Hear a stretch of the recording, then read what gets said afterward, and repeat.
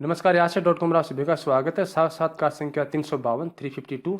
आज हमारे साथ हैं सरस्वती जी ढाका, गांव डालमास से हैं। दादी जी, साक्षात्कार समय निकालने के लिए बहुत बहुत धन्यवाद।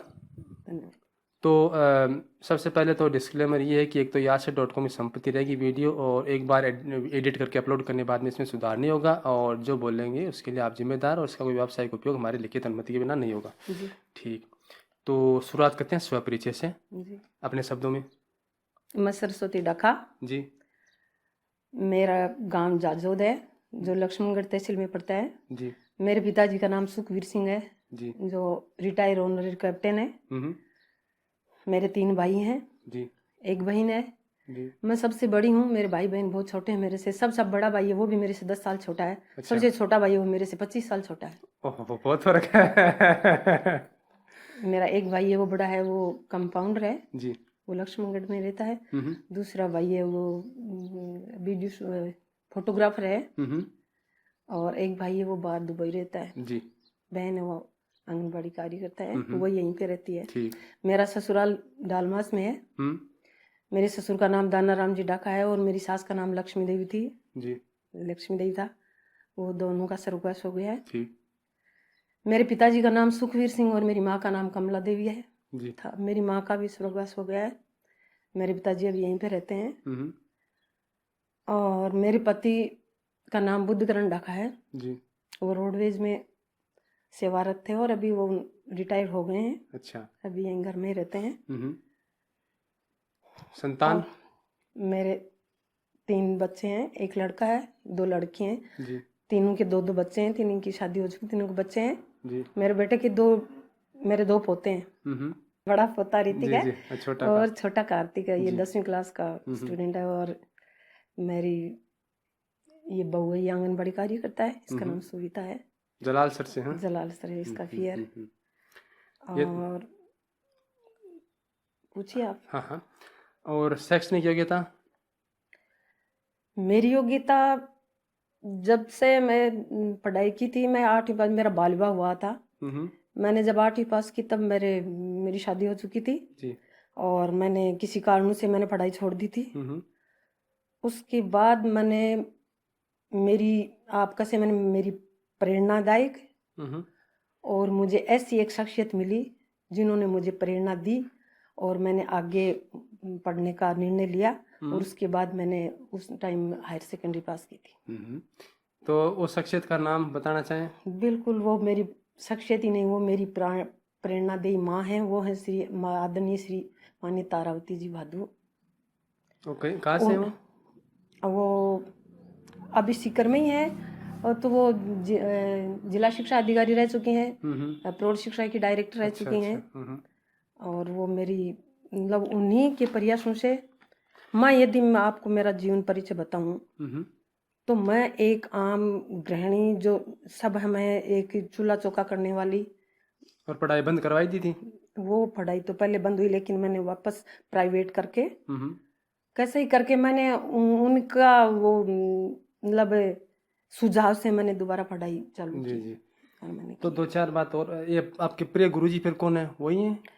वो आप मेरी गुरु माने। मैंने पहली पढ़ाई की थी, वो तो मैंने बहुत पहले की थी। तो वो तो बच्ची थी। तो फिर दोस्त महिला कोई है? कोई बुढ़ी औरत है कोई आपके उम्र? हाँ, वो बुढ़ी औरत नहीं। मैं तो सभी दोस्त नहीं मानती हूँ। मैं उनको सबको गुरु मानती हूँ, मार्गदर्शक है। बिल्कुल मार्गदर्शक मानती हूँ। मैं बुड्ढू और बच्चों से प्यार करती हूँ सबसे ज्यादा। मैं उनके पास बैठती हूँ और वो मुझे सबसे अच्छे लगते हैं। वो उन्हीं की प्रेरणा। घूमने काफी जगह है?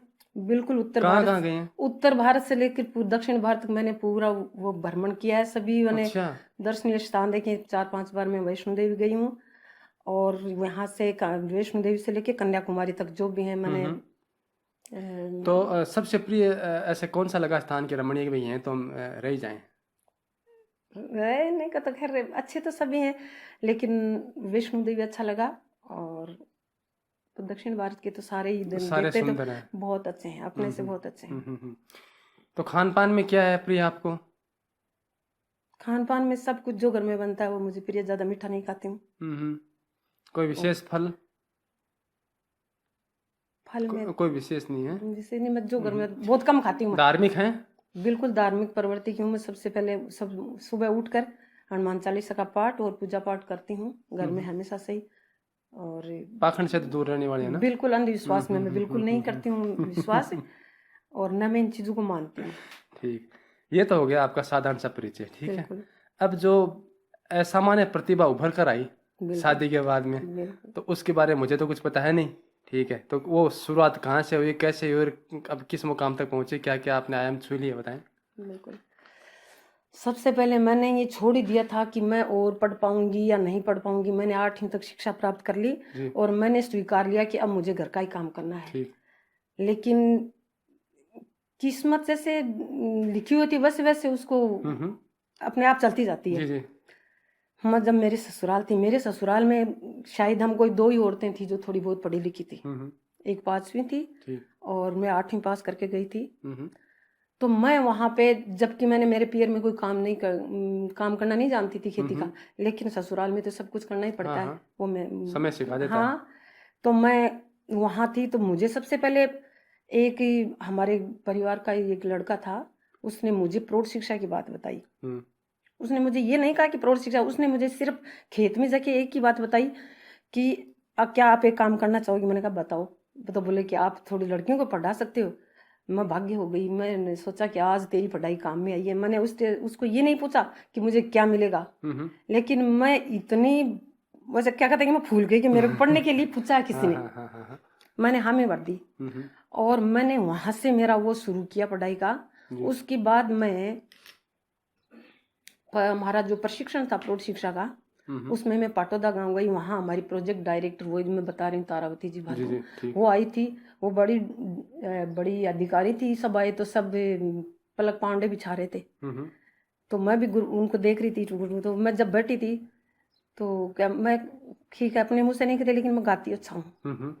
तो जब हमने वहाँ कार्यक्रम की शुरुआत की तो मैंने सबसे पहले प्रार्थना गाई, तो वो इतनी प्रभावित हुई और वो अपने कुर्सी से अपनी स्टेज छोड़ के वो मेरे पास आके बैठी और धीरे से मुझे परिचय पूछा, बेटा तेरा नाम क्या है, तू कहाँ से आई है। जी। मैंने मेरा नाम बताया और मैंने कहा मैं अपने डालमा ससुराल से। कि तू किस से आई, कितनी दूर पड़ता है। मैंने क्या, वो 6 किलोमीटर पड़ता है। किस में बैठ के आई। मैंने कहा मैं पैदल आई हूँ। कि आप जाते वक्त पैदल मत जाना, मैं तुझे छोड़ के आऊँगी। मैं तो उनको देखती रह गई कि ये कहाँ से कौन सी माँ आई है। और सच में उन्होंने प्रोग्राम खत्म होने के बाद और मुझे घर तक लेके गई और मेरे सास ससुर से पूछा कि आप माता जी इनसे क्या काम करवाती हैं सरस्वती से। तो बोला कि भाई बहन जी से काम करवाऊँ, चाकी पिसवाऊँ हूँ, बार भी कढ़ाऊँ, घड़ा भी मंगाऊँ हूँ, बरोटी भी मंगाऊँ हूँ, ससुराल के सारे काम। हाँ सारा काम। तो उन्होंने कहा कि माता जी आज के बाद आप और पूरे काम करवा लेना, लेकिन इससे चाकी मत पिसवाना। इनके जो पिसाई के हैं वो मैं आपको अलग से दे दूंगी। और उन्होंने उसी दिन मेरे को पढ़ने के लिए प्रेरित का और मेरी उसमें मतलब ओढ़नी के पल्ले के उन्होंने एक वो गांठ लगा दी और बोले कि जो आज से तू पढ़ाई शुरू कर और जैसे मैं कहूँ वैसे ही तू करना।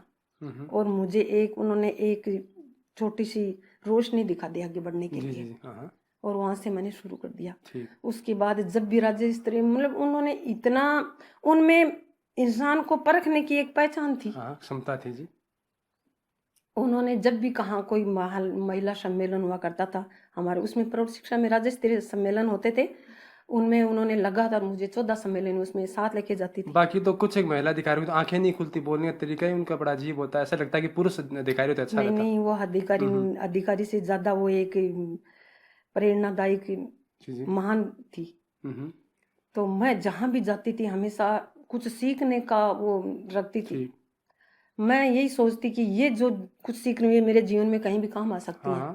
विद्या तो कहीं भी सीखी हुई काम आएगी। तो मैं जब वहां गई तो मैंने जगह जगह और मेरा आगे ज्ञान बढ़ने लगा और मैंने ये भी तय कर लिया कि सच में मुझे आगे पढ़ना चाहिए। और मैंने 2-3 बार प्रयास किया तो फिर मैंने हायर सेकेंडरी पास कर ली। उसके बाद मैं प्रौढ़ शिक्षा से मतलब मैं हमेशा यही रखती हूँ कि जो काम कोई करता है ना उसको विश्वास से और पूरा करो, लगन से करो। तो सिर्फ मैंने प्रौढ़ शिक्षा केंद्र चलाया, लेकिन मेरी प्रौढ़ शिक्षा केंद्र पर कम से कम 50 लड़कियां पढ़ती थी। अच्छा। जिसमें मैंने 25 लड़कियों की सफल कहानी लिखी थी जो अनौपचारिक में आई थी। वो लड़कियां आसानी से पढ़ लिख सकती थी और उनको मैंने उसी मेरे प्रौढ़ शिक्षा केंद्र पर नीटिंग मशीन बोलते हैं जिसको, स्वेटर बुनने का मशीन, हाँ हाँ।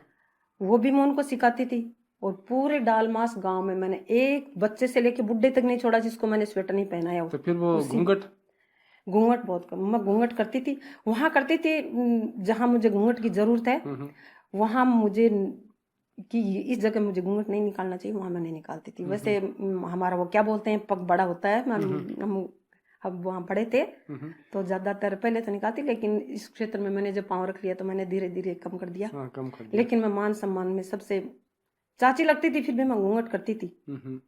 और जहाँ करना होता था करती थी, नहीं करना होता था वहाँ नहीं करती थी। प्रौढ़ शिक्षा के बाद उसके बाद मैं प्रेरक बनी, फिर मैं गण प्रेरक बनी। तो वो भी मैंने एक, मेरे उस सेंटर पर बड़े बड़े लोग आया करते थे, बाहर की टीम आया करती थी मेरे उसको देखने के लिए। वो एक आदर्श मॉडल की तरह हो गया। बिल्कुल। उसमें जो हमारा वो था, जन शिक्षण नियम कहते थे उसको, जिसमें गण प्रेरक होती थी, तो उसमें 9 एक्टिविटी वो होती थी, गतिविधियां। तो उन सब का संचालन मेरे सेंटर पर हुआ करता था। अच्छा। वहाँ जो सिलाई बुनाई कढ़ाई कृषि प्रशिक्षण सारे वो मेरे उसमें मैं किया करती थी। और मेरे उस केंद्र का नाम सबने सरस्वती वाली स्कूल ही निकाल लिया था। सरस्वती स्कूल। बिल्कुल। और उसके बाद मैं धीरे धीरे आगे, उस टाइम मेरी पढ़ाई भी हुई, तो जब प्रचेता का हुआ तो उसमें मेरा प्रचेता का चयन हुआ। और उसी वक्त रहते मुझे इतने सम्मान मिले हैं इस कार्य क्षेत्र में कि जो आप देख रहे हो ये सारे अवार्ड पड़े हैं, ये मुझे उस पीरियड में। तो इसी दौरान कुछ शब्द बोल रही, हिंदी के अच्छे शब्द बोल रही हैं, और कुछ एक आधी अंग्रेजी भी बीच में आ रही है। तो ये इसी दौरान जो है, पहले जो पढ़ाई पढ़ी 8वीं में, तब तो नहीं था। नहीं, वो तो ऐसा है कि जब आदमी थोड़ा बहुत पढ़ लिख लेता है तो उस वक्त तो ये कि लहजा अलग हो सकता है, लेकिन शब्दों का समावेश तो थोड़ी सा क्या है कि समावेश का तो यूं है कि जो अपने यहाँ की जो बोली भाषा है उसमें सब में सब आता है। जी जी। कोई चीज क्लियर तो नहीं, जो इंग्लिश बोलता है उसको भी कहीं आ जाता है। और मिश्रित जो अपने समय के हिसाब से। हाँ, लेकिन मेरी तो यही है कि जहां मैं जाती हूँ वहाँ यदि सब मारवाड़ी बोल रहे हैं तो वहाँ मारवाड़ी अपनी शेखावाटी भाषा में सुंदर लगता है, वहाँ अलग। और जहाँ हिंदी की जरूरत पड़ती है वहाँ मैं हिंदी बोल लेती हूँ। और बाकी हमारी तो मातृभाषा तो मारवाड़ी शेखावाटी भाषा, उसमें हम सब आपस में बोलते हैं, वही हमारी भाषा। तो गीत उनकी किताब में, तो आप यदि मेरी रुचि पूछो तो मेरी हमेशा रुचि गीत लिखने की नहीं, मैं मतलब ये जो कल्चर प्रोग्राम में हमेशा से रुचि रखती थी। और संगीत में मेरा जीवन समझती हूँ। ठीक। और हमेशा मुझे अच्छा भी लगता है, और मैं गाती भी हूँ और लिखती भी हूँ। जी। तो मैं बहुत अच्छा गा लेती हूँ। मैंने मतलब दूरदर्शन पर भी एक बार मेरे सहयोगी के साथ मैंने प्रोग्राम दिया था। और मुझे इस संगीत में राज्य स्तर तक का मेरे पास सर्टिफिकेट है। अच्छा अच्छा। और मेरे पास वैसे इसमें अलग अलग क्षेत्रों में काम किए, उनके पास उनमें मेरे पास कम से कम 30 सर्टिफिकेट हैं। हाँ, वो तो जो अगर और कई बार मेरा कलेक्टर साहब सम्मान कर चुके हैं, उल्लेखनीय प्रदर्शन। यहाँ तक कि मेरे काम से मतलब संतुष्ट होकर कलेक्टर साहब, जब मेरे लड़के की शादी थी तो मैंने ऐसे ही औपचारिक ऐसे ही कहा था कि साहब मेरे लड़के की शादी आप आना। तो उन्होंने मेरा निमंत्रण से स्वीकार उन्होंने कर लिया, और उन्होंने सही में उन्होंने तारीख नोट करा दी। और मेरे बच्चे की शादी में अचानक से ही आके और आए तो मैं तो विश्वास नहीं कर रही थी। और वहाँ आके उन्होंने इतना मान बढ़ाया, मेरे सास का मान बढ़ाया। मेरे ससुर जी तो उस टाइम नहीं थे, लेकिन मेरी सास का मान बढ़ाया। उन्होंने कहा कि आपको पता, कलेक्टर साहब ने बोला कि आज आपको पता है माता जी मैं आपके घर क्यों आया हूँ? बोला कि आपकी बहू है, वो जिले में 1 नंबर का काम करती है, इसलिए मैं यहाँ आया हूँ। मतलब इतनी संतुष्टि। अब मैं जब कोई काम करता, जो भी करता है ना, उसको सबसे पहले यही कहती हूँ कि आप या तो इसको करो मत, और करो तो लगन और विश्वास के साथ करो। मेरी बहू को भी मैं कहती हूँ कि आप जो काम करती हो उसको पूरा लगन से करो, जो सहयोग में कर पाऊंगी वो मैं आपका मैं करूंगी। चलो, अच्छी सास मिली अपनी बहू को तो। सब भी अच्छे होते हैं। और मैंने मेरी सास और मेरे सास के बीच का है वो मैंने रिकॉर्ड कायम किया कि सास वैसी नहीं। अच्छा। बिल्कुल। 96 साल की उड़ गई, मतलब 96 साल के होके गए मेरी सास। अभी तो उनको 10 साल हो गए जी। लेकिन कभी भी दोनों के बीच मनमुटाव जैसे हम नहीं कहते रहा। हैं अभी भी मेरे ससुराल में सब कहते हैं कि वह दोनों सास बहू बहुत ही मतलब माँ बेटी की तरह। हाँ। हम्म, और मेरी रुचि आप कुछ कला में पूछें, हाँ, ये जो मोरपंखी नहीं है नहीं जो कला में बकरी पूछें तो सबसे पुराना काम है वो होता है, शायद आप तो जानते होंगे कि नहीं जानते पता नहीं। पहले लोग ही वो बोलते थे खारा घाघरा निकालना, खारा घाघरा निकालना, कुर्ती सिलना, टोपी टोपले बनाना, और मतलब सिर गूंथना, ये चीज बहुत ओल्ड चीज है। पर हर किसी को नहीं आती। पर वो मुझसे मतलब हर चीज सीखने की मुझे लालसा थी, और वो मैंने वो सब सीख के छोड़ी। मैंने कसीदा, नीटिंग मशीन और बुनाई पेंटिंग मुझे बहुत अच्छी आती है। और जैसे वेस्ट मटेरियल की जो चीजें पड़ी रहती हैं बिना कतरन जो काम की नहीं है, उनसे मैं ये चारों तरफ इधर देखो छोटे छोटे बच्चों के खिलौने हैं, दीवार को सजाने के लिए कुछ है, वो सब मैं बनाती लेकिन आप रखती नहीं है, किसी को दे देती है ना, तो इसलिए मैं रिकॉर्ड क्या करूँ। रिकॉर्ड तो ऐसे अब लगा रखी है चारों तरफ, और किसी को गिफ्ट दे देती है तो मैं घर में रख के उनका सही बात है। तो मैं मेरी हमेशा पेड़ पौधों में मेरी बहुत रुचि है। मैं हमेशा पर्यावरण प्रेमी हूँ। आप मेरे घर में भी देख सकते हैं, और जहाँ कहीं भी मैं जाती हूँ तो उनके घर में सबसे पहले मैं ये नहीं देखती हूँ इनका घर कितना बड़ा, मैं ये देखती हूँ इनके घर में पौधे कितने लगे हुए। छोटा लगा हो तो उसको मैं ऐसे झुक के देखती हूँ कि इसके घर में कितना बड़ा पेड़ हो रहा है। जब कहाँ जाती हूँ तो ये सोचती हूँ उनके घर में एक छोटा सा पेड़ लेके चली जाऊँ। उनके घर से आती हूँ तो मैं सोचती हूँ कि कोई छोटा पेड़ उगा हो तो उसको लेके चली जाऊँ। जी हमने भी लगा रखे हैं, लेकिन हमारे पास जगह कमी, हम सोचते हैं और कहाँ लगाएं, कैसे लगाएं पेड़, हमें भी अच्छे लगते हैं। मतलब पेड़ों से इनसे प्रेम की बात है, और मैं हर जगह हरियाली को ज्यादा पसंद करती हूँ, बच्चों के साथ ज्यादा अच्छा लगता है मुझे। जी जी, बहुत अच्छी बात है। तो अच्छी दादी हैं आप, अच्छी सास हैं, क्यों अच्छी बेटी रही हैं, अच्छी मैं बहू रही कैसे हैं। वो तो मैं क्या कह सकती हूँ। और फिर मैंने लेखन का काम किया। मैंने एक पुस्तक लिखी है, उस पुस्तक का नाम है अपनी संस्कृति अपना गीत। अच्छा। अब ये किताब मैंने क्यों लिखी, मैंने ये किताब लिखी कि सबसे पहले तो मैं मेरी सास को उनका श्रेय देना चाहूंगी कि उन्होंने मेरे जब वो थी तो वो मेरे को क्या कहती थी कि भाई इतने दो आँख शिखेड़ा ले तू क्यों तो लिख ले। अच्छा, खुद कहती थी वो? क्यों तो मांड ले। तो मैं बताऊँ क्या मांडू। नहीं तो सासू ये कहेंगे सारे दिन लिए बैठे रहते, काम कर हैं। सबसे पहले जब प्रौढ़ शिक्षा केंद्र की बात चली तभी मैंने मना कर दिया था। परसों की बात नहीं थी, लेकिन मैंने बाहर जाने के लिए मना किया तो उन्होंने मेरे को कहा था कि आपको तो मैं भेज रही हूँ, आप क्यों नहीं जा रही हो, आगे जाओगी तो कुछ सीखोगी। मेरी सास कहती थी कि तू पढ़ी लिखी है, कुछ तो लिख ले। पर मैं सोचती कि कहाँ लिखूं, क्या लिखूं, शुरुआत कहाँ से करूं। कहाँ से करूं। पर फिर भी मेरी वो रुचि थी गीत का लिखने की, कविता गीत कहानियां बहुत सारी ये मैं लिखती हूँ। तो मैंने मेरी डायरी लिखना शुरू किया। अच्छा, हाँ, छोटा स्तर वही है पहले। हाँ, मैं मेरी डायरी लिखना शुरू किया तो मेरी जो मैं बता रही हूँ मेरी वो माननीय तारावती जी हैं, मातुल्य हैं, जी जी, तो वो एक बार यहाँ आई और मैं उस टाइम उस डायरी में कुछ लिख रही थी। तो उन्होंने मेरे से पूछा कि तू क्या कर रही है। मैंने कहा बस ऐसे लिख रही हूँ। तो कुछ तो लिख ही रही है। मैंने कहा मैं कुछ डायरी में लिख रही हूँ। तो उन्होंने मेरी डायरी लेके देखी तो उनको बहुत सारा उसमें कुछ मिला। तो उन्होंने कहा कि बेटा तू इसको इस डायरी में सीमित मत रख, तू इसको लिख और इसको किताब छपवा और उसका प्रकाशन करवा। तो मेरे को तो बहुत बड़ा काम लगा। मैंने कहा इतना बड़ा काम तो मैं कैसे कर सकती हूँ, पता भी नहीं इधर। हाँ, तो उन्होंने कहा नहीं ये तो मैंने कह दिया ये करना ही होगा, और मैं तो तभी मेरे को चैन मिलेगा इस किताब का प्रकाशन होगा। तो फिर उनके कहने से मैंने उस किताब को लगभग 200 पेज की है। उसमें मैंने किताब नहीं फिर मतलब उसको मैंने लिख लिया डायरी में। तो फिर भी मैंने सोचा कि कहाँ से लिखे कैसे। तो मैं जब भी यहाँ कहीं किसी शादी में जाती हूँ ना तो आजकल ये डीजे का प्रचलन है ना, मुझे भी अच्छा नहीं इतना बढ़ गया है कि अपनी संस्कृति धीरे धीरे खत्म होती जा रही है। शोर शराबा ऊपर से, शोर शराबा नहीं, धीरे धीरे रीति रिवाज वाले एक दिन ऐसा मतलब आ गया आएगा क्या, जिसमें पता ही नहीं है अब वाली पीढ़ी को कि क्या क्या गीत गाए जाते थे, कब कब गाए जाते, कैसे गाए जाते थे। तो जब मैं किसी के घर में जाती हूँ ना तो उस डीजे को बजता देखती हूँ ना तब मेरे उठता कि ये एकदम तो पूरे खत्म हो जाएंगे। और मैं जहाँ डीजे बजता हूँ रुकती भी नहीं। हमारे भी 2-4 औरतें हैं गांव में, जिसमें मेरी माँ भी है, और उनको कुछ गीत वगैरह आते हैं, बाकी सब बुला के पकड़ के ले जाते हैं कि उसको लेके आओ इस दिन उस औरत को।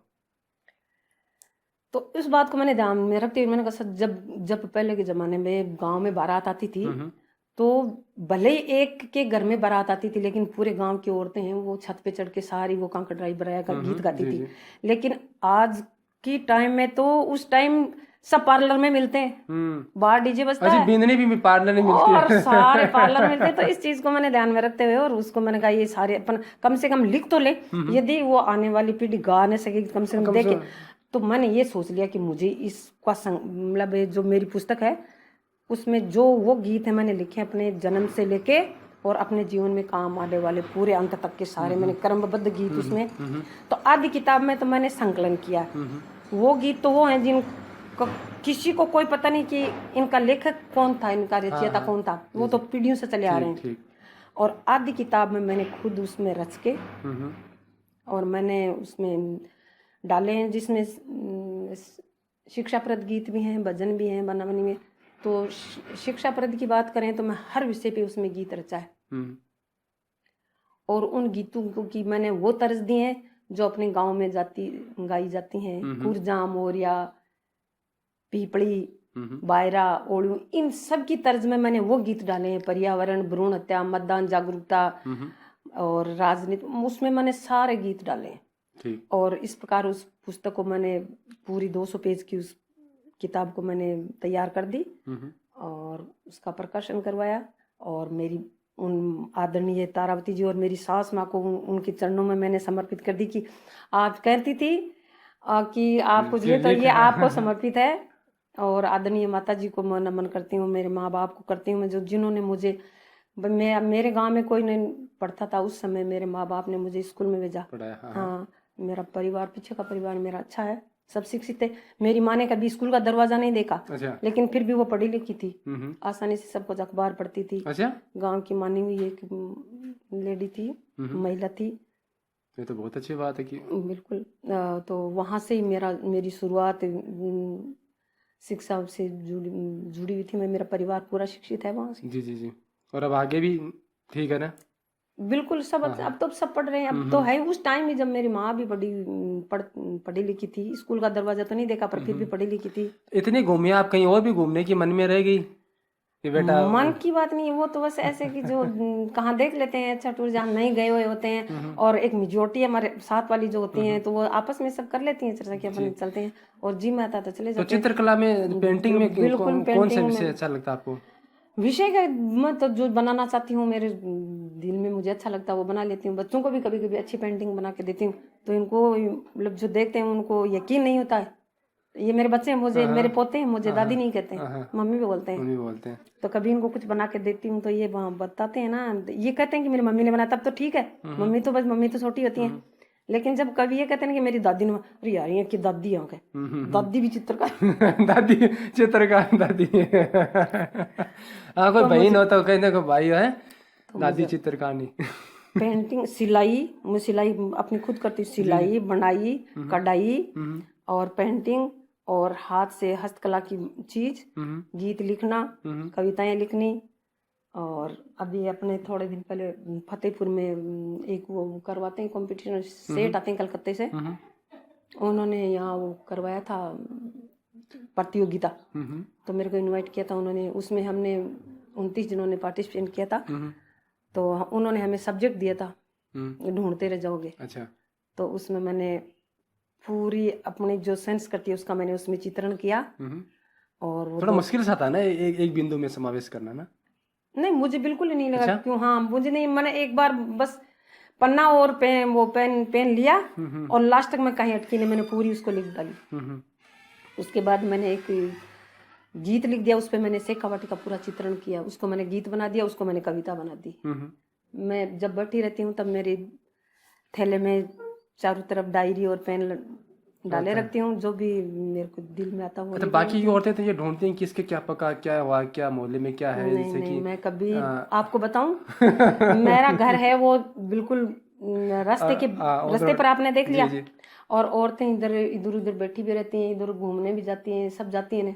मैं कभी भी बाहर न तो किसी के पास खड़ी रहती हूँ और न मैं कहाँ जाती हूँ तो कभी मंदिर में चली जाती हूँ, कीर्तन वगैरह होते हैं। नहीं तो मैं मेरा अपना ये करती रहती हूँ, जाना तो मुझे तो यहाँ जो गाय भैंस आप मतलब कि दिमाग से एकदम तीव्र हैं, तो फिर जैसे मोबाइल है नए जमाने का है, कंप्यूटर लैपटॉप है, नहीं, हाँ उसमें मेरी रुचि बिल्कुल नहीं है। रुचि तो नहीं है, लेकिन क्या है कि जितना जरूरत हो अपनो भाई साधारण फोन उठा लें, कुछ चीज देख नहीं लें, वो सोचती हूँ, थोड़ा बहुत तो बस मेरे पोते हैं ना, हाँ ये दादी इनकी है, जान लेकिन पोते भी तो अपना काम करें, तब दादी अकेले के भाई ठीक है मुझे भी आता, हाँ जी थोड़ा बहुत वीडियो कॉल करना वगैरह वगैरह। आपको बताऊं ये फिर लत हो जाती है। ना ना ना ना मैं ये सारे काम छोड़ दूंगी यदि इसमें लग जाऊंगी ना, तो ये करना बुनना लिखना सब छोड़ दूंगी, इसमें लग फिर जाऊंगी। इंटरनेट तो समुद्र है, इंटरनेट में है ना, नहीं वैसे तो होना चाहिए, आज की थोड़ा बहुत जरूरत तो है, पता होना चाहिए ना। आज की जरूरत है। जैसे पढ़ाई, अकेला पढ़ा लिखा आदमी वो पढ़ा लिखा है ही नहीं, जब तक उसको कंप्यूटर का ज्ञान नहीं है ना जी जी तब तक वो पढ़ा लिखा नहीं है, क्योंकि वो जरूरी हो गया। तो मैं सोच रही हूँ कि मैं भी इसके बारे में थोड़ा सीमित। सा हाँ तो जानूं। क्योंकि इसमें क्या जैसे कि और न तो कुकिंग के वीडियो हैं, सिलाई बुनाई के वीडियो हैं काफी हैं, तो वही देख सकते हैं ना। हाँ मेरी कुकिंग में रुचि नहीं है। नहीं रसोई में कुकिंग में जब बना तो लेती है ना, अच्छा नहीं बना लेती हूँ, लेकिन किसी को शौक था, जैसे मेरे को और चीज बनाने का शौक है, हाँ कुकिंग का नहीं है। हाँ तो उनका मुझे शौक नहीं, बनाने को तो बनाते तो जो फिर घर में होते औरतें रसोई तो आपकी बहू ही संभालती हैं। बहुत संभाले, जरूरत पड़ती है तो मैं भी संभाल लेती हूँ, लेकिन बता रही हूँ कि यदि मुझे रुचि वाली बात बताऊँ ना कि क्यों वो बना, मेरी बहन है हाँ वो हर चीज हर मिठाई उसको बहुत ज्यादा वो बनाने की अच्छी रुचि है, कुक है। सब कुछ बनाती है वो भी मेरी तरह चतुर है बहुत ही, मेरी सॉरी चतुर तो मैं नहीं कह सकती, लेकिन वो रुचि है उसकी हर चीज में। चतुर का मतलब निपुण भी होता है ना, हाँ कोई बात नहीं कह। हाँ तो वो भी अच्छी है सब कुछ। और जो कहते हैं ना जो घर में माँ बाप करते हैं, तो वो मेरी लड़कियां भी हैं, छोटी वाली तो गहना पहनना पसंद है? बस ज्यादा नहीं है, मैं जब मेरा लड़के की शादी हुई उसके बाद तो मैं ज्यादा पहनती नहीं, सिर्फ कान और गले में एक चीज तो पहनती मेरी हूँ। माँ कहेगी कि उससे पहले पहनती थी। मेरी मम्मी कहेगी गाना आता गीत आते हैं, तो एक गुआ के नहीं बताया, तो कोई आपके दिल के नजदीक ऐसा कोई लोकगीत जो कि भाई। नहीं लोकगीत तो बहुत सारे हैं, आपकी माँ भी जानती है, मैं भी जानती हूँ। और इस किताब में ये मैं आपको मेरी बुक दिखाती हूँ, ये मेरी पुस्तक है, इसमें ये है हाँ, इसका नाम है अपनी संस्कृति अपना गीत। गीत। हाँ तो इसमें ये यहाँ से लेके ये यहाँ, तो इसमें जो जी जी हाँ तो इसमें शुरू से लेके मैंने गुरुदेव की प्रार्थना से लेके और जो अपने जीवन में काम आने वाले वो सारे गीत इसमें मैंने डाले हैं। जी जी और इसमें जो मेरी उपलब्धियां हैं वो भी इसमें डाली हैं जी इसमें। और इसकी मैंने 500 प्रति निकलवाई थी, जी जी और वो सारी वितरण कर दी वो। हाँ अभी मेरे पास यही आपके सामने मेरे खुद के पास भी है। सोच रही हूँ अभी दूसरी है, मतलब और निकलवाऊंगी। जी जी जी मेरी किताब को सबने एक तो हमारे यहाँ क्या है कि मार्केटिंग जो है ना, एक क्या है कि अपनी चीज़ों के प्रति उदासीन, जैसे कि विदेश में आप जाएंगे तो वहाँ इंटरनेट है, मोबाइल वहाँ सैन्य सैन्य है, धीरे धीरे एक साथ नहीं है। यहाँ आप जैसे कि व्हाट्सअप फेसबुक को लोग इंटरनेट समझते हैं और कुछ उनको पता भी नहीं है बहुत से लोगों को, तो वो क्या करते हैं उसके पीछे लगे रहते हैं, हर कुछ इंटरनेट में इधर उधर फालतू चीज़ें भेजते रहना। अब विदेशों में क्या है पीठ एक साथ नहीं आया, तो वो एक साथ नहीं है तो डूबे भी नहीं, जैसे कि मक्खी एक साथ चाशनी आगे डूब के मर गई, वो बात नहीं, ठीक है। तो इस तरह क्या है कि वहाँ आप जाएंगे तो वहाँ एक तरफ आपको जेब में किसी मोबाइल लटका मिलेगा, एक तरफ वो किताबें पढ़ते मिलेंगे। अपने किताबों को तिलाने नहीं देती किताब, तो जैसे कि साहित्य का तो कोई अध्ययन मुश्किल से करता है, अगर बच्चे भी अगर पढ़ने वाले करते हैं तो करते हैं, नहीं तो नहीं। आम आदमी अगर मैंने नहीं किसी किताबें अच्छी किताबों की दुकान हो और वहाँ जाके किताबें खरीदता हूँ, नहीं। अपनी इस पुस्तक की सभी ने इसको सराहा है। लोगों का मन कम हो गया है ना किताबों की तरफ पढ़ने से। नहीं ये महिलाओं के लिए, ये महिलाओं के लिए तो ये अच्छी चीज है। और इसको सबने जो स्कूल में अभी बहुत सारे प्रशिक्षण हुए थे उनमें सभी टीचर्स ने इनको आपको और छपवाने चाहिए थे ना। बिल्कुल छपाएंगे, अभी छपाएंगे। और मैंने एक दूसरी तैयार भी की है, उसका मैंने नाम भी अभी तो नहीं करूंगी, लेकिन दूसरी मैंने और तैयार करके सोचूंगी दूसरी प्रति। और ये तो यही निकलेंगी, लेकिन दूसरी और है वो भी निकलवाने की कोशिश कर रही हूँ। और इसमें तो और अगर आपको लगे कि ठीक है भाई हमें वैसे देना तो इसको वैसे ऑनलाइन कर दीजिए, तो हर कोई आपको डाउनलोड कर सकता है वहाँ से। जरूरत ही नहीं पड़ी इतनी। अभी फिलहाल तो घर से ही सारी किताबें ले गए, जी घर से ही ले गए, किसी बुक डिपो में रखने की जरूरत ही नहीं पड़ी, घर से ही मंगवा ली मैंने। तो इसमें यहाँ तक कि मैंने फ़ोन नंबर भी नहीं डाले थे इसमें, फिर भी ये किताबें अभी 2 और छपाएंगे तब सोचेंगे क्या। और इसके बाद मैंने ये सोचा कि मैंने गीत तो लिख दिए, लेकिन कैसे पता चलेगा कि इन गीतों जो मैंने रचे हैं उनकी तर्ज तो मैंने ऊपर डाल दी कि इस गीत की तर्ज है, इसकी ये तर्ज है इस गीत में मिलती जुलती, लेकिन जो अपने गीत हैं उनकी तो कोई तर्ज अपनी होती है। तो उनको मैंने रिकॉर्डिंग करके और हर गीत की 2 पंक्ति मैंने रिकॉर्डिंग की है और उसको अभी सोच रही, पूरी किताब नहीं है, आधी की मैंने की है। तो सारी हो जाए तो उनको मैं एक मेमोरी कार्ड बना के और जिसको जरूरत होगी उसको मैं उपलब्ध करवाऊंगी। तो धीरे धीरे उसको उपलब्ध क्योंकि उसको फिर आइडिया हो जाता है कि भी हाँ ये गाने इस तरीके से एक भजन जो बोलते गीत जो है इसमें जो ये मैं बता रही हूँ आपकी, जो तारावती जी भादु बता रही हूँ, उनके लिए मैंने एक गीत लिखा था। तो सबसे पहले मैंने उनको ही, अगर कोई एक गीत आप तो ऐसा गीत मैं बैठ के खैर गा तो सकती हूँ, लेकिन कैसे शायद अच्छा कैसे लगेगा। एक पैरा सुना सकती हूँ। हाँ, एक पैरा बहुत है। तो उनके लिए जो मैंने लिखा था उसका ही मैं एक लास्ट पैरा है, वो मैं आपको सुना दूंगी जी। दादियाँ भी कमाल वैसे करती नहीं हैं। वो तो मैं बिना किताब के सुना सकती हूँ। उनके लिए मैंने लिखा, उस गीत में मैंने मेरे और जो तारावती जी, माता जी तारावती जी हैं, उनके बीच में मेरे को उन्होंने क्या कहा और क्या मैंने किया, क्या मेरे को सम्मान दिया, वो सारा उसमें मैंने दिया है। मन के भाव हाँ जी। सारे उसमें मैंने लिख दिया। और लास्ट पैरा मैंने लिखा जिसमें मैंने लिखा तरज लेके गाऊंगी तो शायद मैं कैसा नहीं। ईश्वर से विनती है सब माँ ऐसी करी दो, हर जन को माँ जो मिले इतनी तो महरी करी दो, एहसान तेरा होगा मेरी माँ को अमर करी दो, माँ की ममता ने ही मुझे यहाँ पहुँचाया है। ऐसे ही तो आपने तो सब कुछ डाल दिया है 2-4 लाइनों में।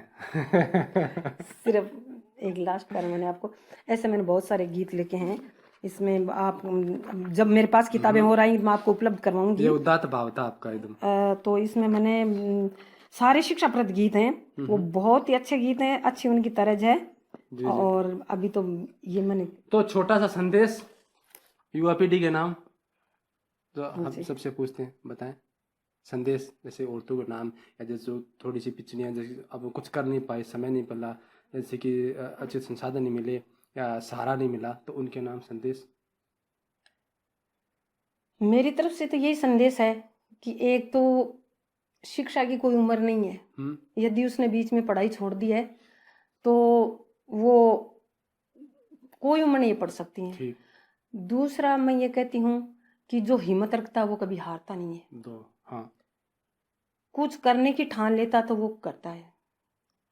वो आप अपने हाथ के हुनर से कुछ कर सकती हैं और काम कर सकती हैं, और अच्छे संस्कार हैं तो वो अपने परिवार को अच्छे संस्कार देगी तो उससे अपने आप परिवार अच्छा बनेगा। जी। और यदि अच्छी संगत में जाएंगी तो अच्छा करेंगे, जल्दी बिल्कुल अच्छा बनेंगी। और मैं तो खुद अपना जानती हूँ कि जब भी मुझे 5 औरतें दिखती हैं तो उनके पास जाके जब वो अपने कोई बात भी करती हैं तो मैं सोचती हूँ इनको एक अच्छी सी किताब ला के सुना दो। और नहीं वो चलने वाली बात नहीं मानेंगी वो। भले ही मत मानो, इतना बड़ा समुद्र होता है उसमें 1 चम्मच डालने से वो मीठा तो नहीं होता, लेकिन वो चम्मच तो डाल तो देते थे ना। उसी प्रकार भले ही वो मानना, शाम का खाना जब नहीं होगा उनका भले ही मत, पर मत मेरी आदत को वो तो मैं मत कर लेती हूँ ना पूरा अपने अच्छाई को मैं तो अपना कर ही देती हूँ। तो अच्छा प्रयास है। और जीवन देखा आपने कि एक बार रुक गया था और वापस स्टार्ट हुआ और प्रेरणादायक पर्सन हाजिर हुआ और अपना भी भला किया, समाज का भी भला किया और एक आदर्श भी बने वाला। उम्मीद करते हैं कि जैसे ये निखर के आए तो वैसे अगर किसी का जीवन अटका पड़ा, अगर हिम्मत वाला उन्हें मिलता है, कोई भी रोशनी मिलती है तो अगर उनका भी जीवन निखरता है तो अच्छी बात है, क्यों जी। तो दादी जी टाइम दिया इसके लिए बहुत बहुत धन्यवाद। और अगर कोई बात छूट गई रह गई तो अगली बार फिर मिलेंगे तो फिर बता देना, क्यों? बिल्कुल, आपका जब जी चाहे, आप जो कुछ मेरे से पूछना चाहें, जानना चाहें और तो रूबरू होना चाहें तो आप जब चाहें आप मिल लेना। यदि आपको मेरा अच्छा लगा तो आप जी बहुत जबरदस्त। ठीक है। तो साक्षात्कार के लिए बहुत बहुत धन्यवाद है जी, धन्यवाद।